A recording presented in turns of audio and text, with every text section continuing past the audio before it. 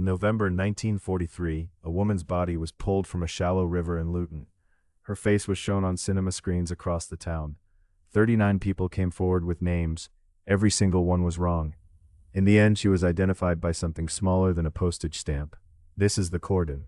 And this is the investigation breakdown of the Luton Sack Murder, a wartime case that became a masterclass in patient, methodical detective work. On the afternoon of the 19th of November, 1943, two sewer workers walking the bank of the River Lea noticed a bundle resting in the water, tied in sacking. Inside was the body of a woman, aged somewhere between 30 and 40. She had been beaten, and she had been strangled. She wore no clothing, no jewelry, no rings. Whoever put her there had stripped away everything that could say who she was.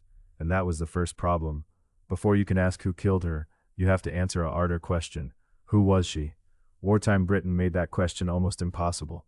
Luton was full of workers who had moved for the factories, families displaced by bombing, people passing through. A missing woman could simply be assumed to have gone elsewhere, so Chief Inspector William Chapman of Scotland Yard did something unusual. He had the woman's face carefully photographed, composed, eyes closed, as peacefully as possible, and asked local cinemas to project the image before the main feature, with a simple question: do you know this woman? Thousands saw it. 39 people offered identifications.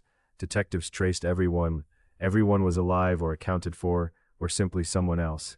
Even people who knew the victim well saw the photograph and did not recognize her. The injuries and death itself had changed her face just enough, so the investigation turned to objects.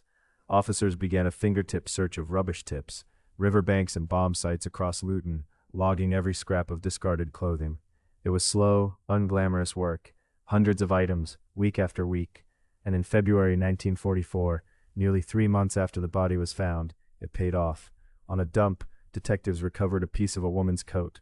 Stitched inside was a small dyer's tag, a dry cleaner's reference number, put there when the coat had been dyed. That tiny tag was traced back through the cleaner's books to an address on Regent Street, Luton. The customer was a mother of 4 named Rene Manton, known as Rene. She was 35, and she hadn't been seen since mid-November. Her husband, Rene Manton, a driver with the National Fire Service, had an explanation ready. Rene had walked out after a row, he said, gone to her mother's, then away.